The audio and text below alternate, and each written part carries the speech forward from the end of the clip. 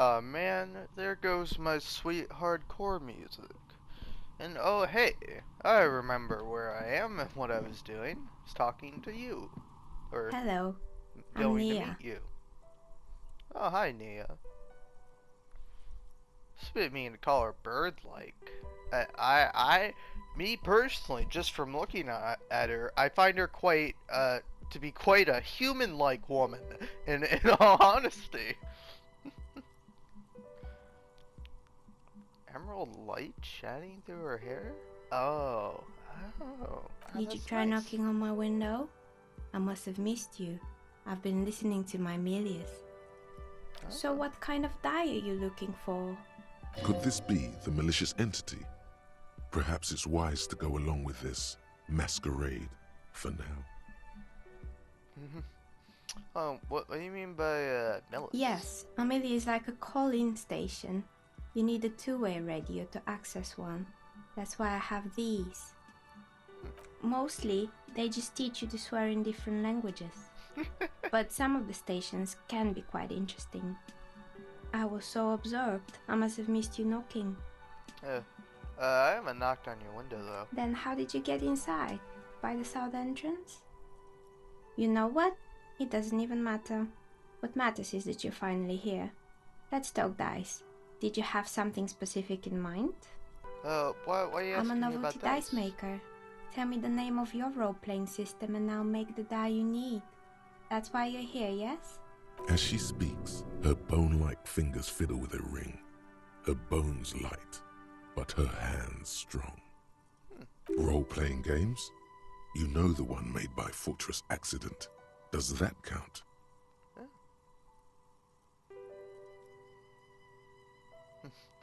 No, I was looking for something else.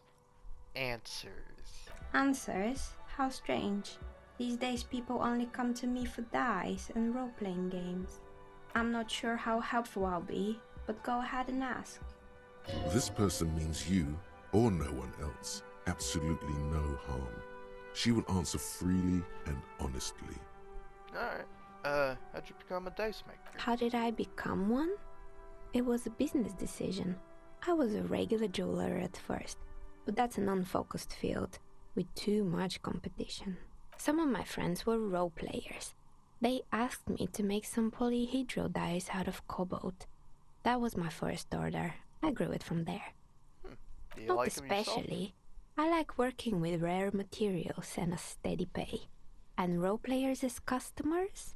They're nice people. Oh. She's thankful for the security they provide her.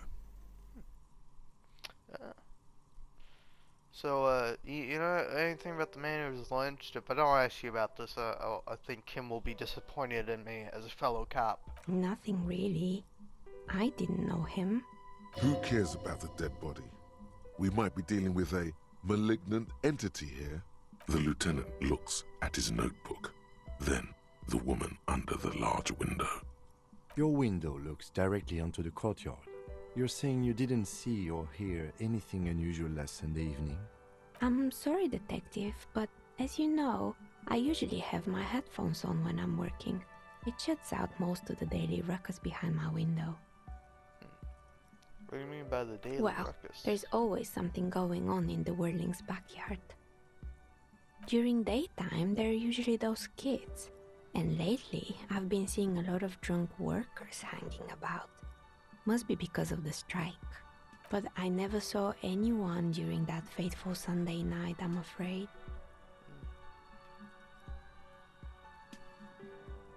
I might have, but in this case, all I would have seen is my own reflection staring back from the darkness. It's really hard to make anything out in the yard when it's dark outside. Besides, I rarely get up to look out the window when I'm in the zone.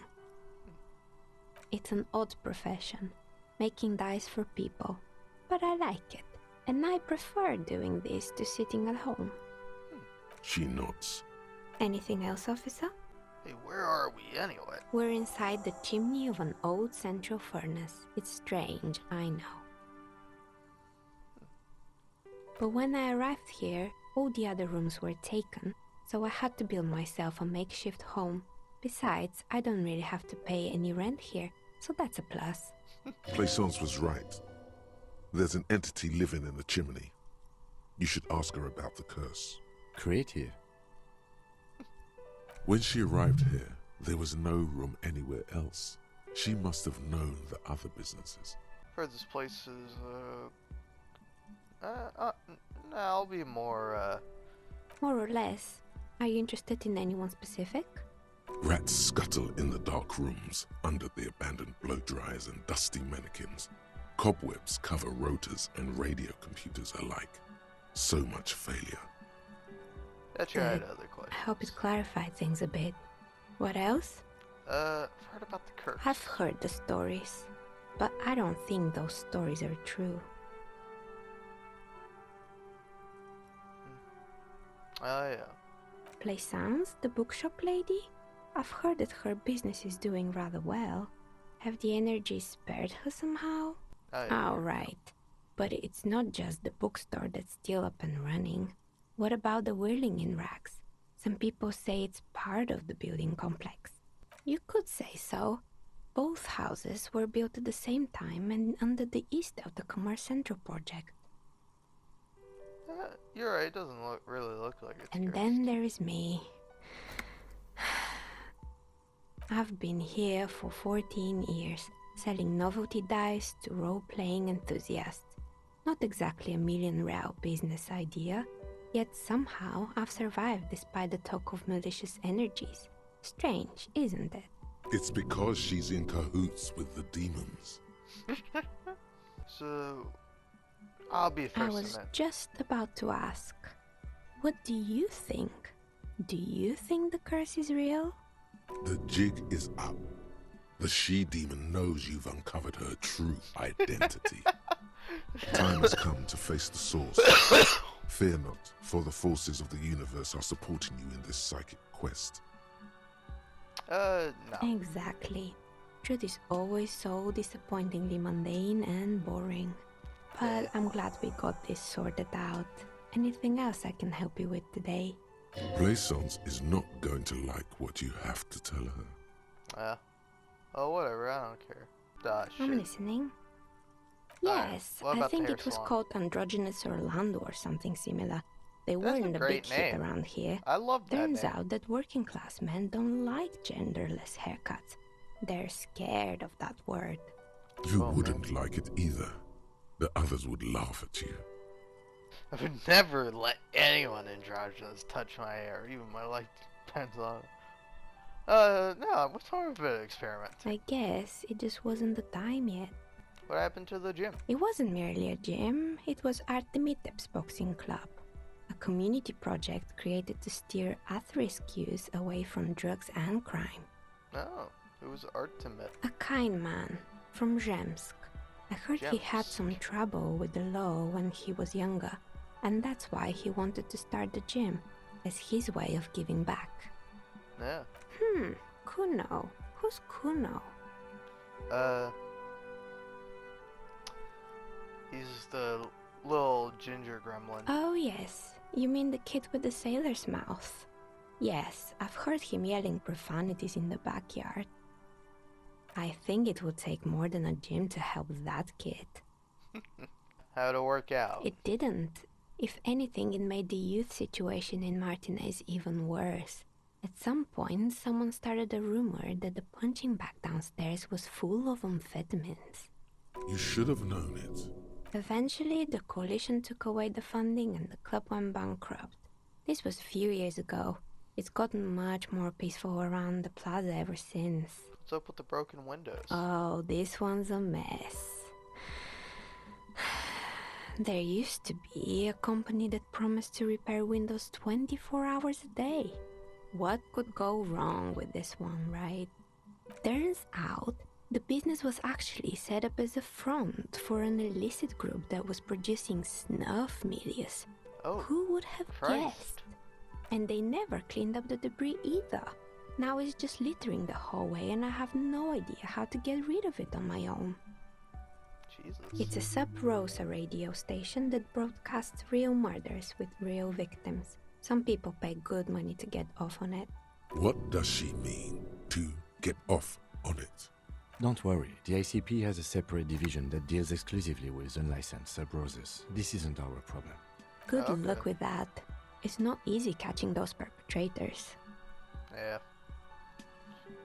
Someone here makes stuffed animals? You mean Mr. Fabron, the taxidermist? No, he mostly just did drugs. But what drugs exactly? What He got drugs? high on some weird taxidermy chemicals. I wouldn't recommend it to anyone. Eventually, they caused him to lose control of his bladder. The smell was awful. Oh, Christ. Even you can probably do better than that. You can almost see Yeah. it. A small, sickly old man, hunched behind his work desk, his pants stained with old piss, stuffing a sad, stiff-legged raccoon dog. The entire scene looks tragic. Oh, man. Found some creepy mannequins. There used to be a fashion atelier here, but I have forgotten the head designer's name. They were doing well for a couple of years, until the insect rights activists came. I didn't know insects had any rights or activists. Yeah, the atelier didn't know it either. They produced a certain collection that used chitin among the materials. Apparently chitin is made in the Occident, where it's extracted from beetle wings.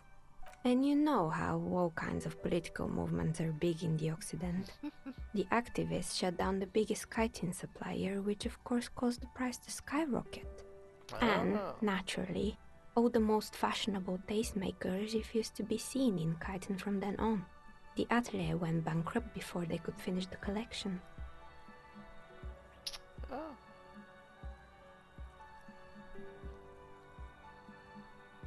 Yeah. Really? Anyway, Poor guy.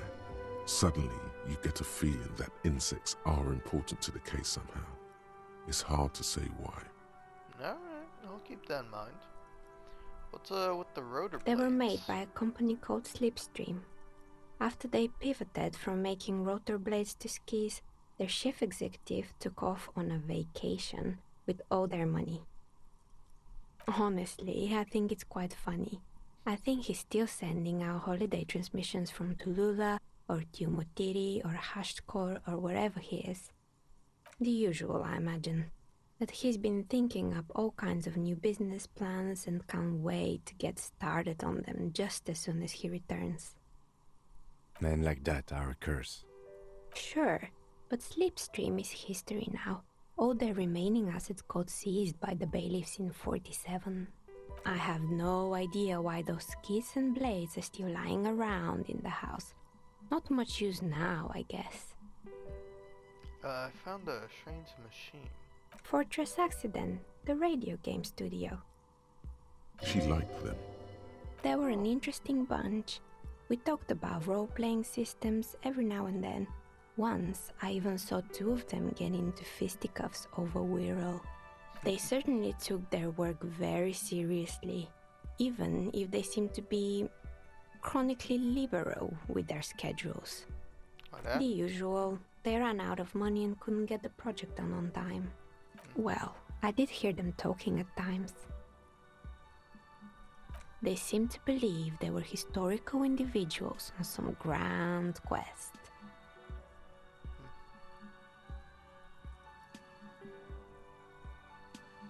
Yes, but when the money started to run out, they just began to complain a lot about capitalism. You know, how the markets are rigged to keep out new businesses and so on. In the Yeah, end, they man. just didn't get it done. They didn't have enough willpower to produce something truly historic, and to show up to work on time. Aw. Showing up to work on time is hard. No, scratch that. Showing up to work at all is difficult, especially if you've been drinking. Yeah. Oh. Not the wisest decision. You would have lost all your savings. The result is 1 on a 20-sided die. The dice is black and filled with little silvery flakes, like snowfall. Anything else? There was this, terrifying taxidermy bear. Oh boy, the fabled Revachol ICT. You're in for a treat here. The place was owned by two guys who had some rather innovative ideas about marketing. The bear was one of them. Now ask me about their other ideas. There Alright. was really just one, and it involved picking out the prettiest girls in the neighborhood and paying them 20 cents per hour to man the booth. Oh, ice cream babes. The old classic business technique pioneered by fat men in the 50s or 60s or whenever the fuck they sold ice cream with hot babes attending to stand. And by man the booth, I mean slump behind the counter with a face that could maim you if you ever dared to disturb their bored magazine browsing. Sounds like she really didn't like those girls. Yeah, but I mean, 20 cents kind of seems like it's pretty bad. Oh, but they did. They did show up to work, and not alone. There were also acne-ridden girlfriends and gorilla-like boyfriends loitering near the ice cream stand. And they already had the bear. What about the bear? The bear. Of course not. The bear was terrifying. No one wants ice cream guarded by a hostile apex predator. To make matters worse, the fridge didn't work too well either, and half the ice cream came out malformed and partially melted. Eventually, Ravishell Ice City lost the price war to its rival, Glacé 5000. Glacé 5000 sold caramel sundaes for only 5 cents a piece, out of regular fridges. Oh, well. Well, I mean, sure the bear was doing his best. Maybe, because the taxidermist who made that bear definitely wasn't. Doing his best, I mean. Okay. He said that the bear was his vision beast. He said he met his vision beast while high on desiccants. Called it Megatherion. Scary, but cool. Megatherium? Megatherion, a mega wild beast. What's It's a an mega wild imaginary beast that guides you through life by telling you to do more drugs, mostly. Nice. A wise and noble beast, guiding you toward the land where the streets are paved with drugs. Hell The yeah. horrific necktie tightens around your neck, strangely excited. But it doesn't feel particularly fun this time around. Not now, you beast. I don't Very do good. drugs. You shouldn't do them. You're a police officer after all. Anyway, now you know the story of the fallen ice cream empire. Little sparkling embers under the window. Outside its light. Light scatters from the low-hanging cloud cover. There's always the threat of snow. Anything else? Another failed business, perhaps? I've been here for a long time. What about the intercom? Oh, right. I hope you didn't try to ring me. I think none of those doorbells work, including mine. I'm still in the middle of connecting the wires. Sorry about the confusion. Oh. The one with an empty name card. It's the last one in the list. As I said, it's quite useless right now. It doesn't work yet. Sure, I'm listening. Oh. Good. I hope it clarified things a bit. What else? Can I order to die from you? Of course. Tell me what you have in mind. Oh. Tell me about your most extraordinary die. A star that fell from the firmament? Those cost more than 7 real. Are you sure? Ooh, I'm a superstar. Fuck yeah. Yes, you definitely have the proper attitude. How about a pair of 100-sided dice? Made of ivory and inlaid with lodestone, a naturally occurring magnet, to complement your magnetic personality. 10 real, and I can get these ready in 8 hours. Do magnetic dice roll properly? It's true, magnetic dice are definitely different. When rolled together, the magnetic fields of the pips interact with each other to push and pull on each other as they're rolled, just like all magnetic personalities do. I gotta think about Maybe it. you have some other ideas for dice? What about the with real? Ah, yes, Fortress Accident. It's too bad they never finished their game. The Wiro untethered die is a variation of a standard role-playing die, only instead of plants it uses motifs of ice and death, and loss of course. I'm thinking something made from alligator jawbone, cast in black resin. The reptile bone is as white as ice and dead as, well, death. For 7 real, I could have it ready in 8 hours. It's an icositetrahedron, a 24-sided die that can produce results for 2-sided, 3-sided, 4-sided, 6-sided, and 12-sided die with a single roll. Technically, you can also use it for many other sizes, but you may need to reroll results. Untreated bone is porous and prone to chipping. Cast it in something hard like resin though, and voila, it's perfect. Maybe you have some other ideas for dice? I need No some more need time to to think rush. about it. Take a look around, see if anything inspires you. Sure.